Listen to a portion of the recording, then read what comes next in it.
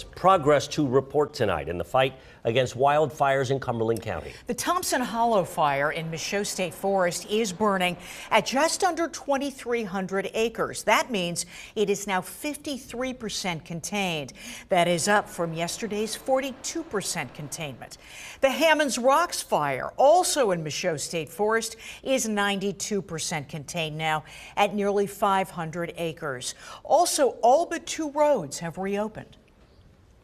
This stage of the fire, it's a little bit slow going, and that's why you're not seeing any big jumps in containment, because it's just a methodical process of patrolling and improving the control and containment lines.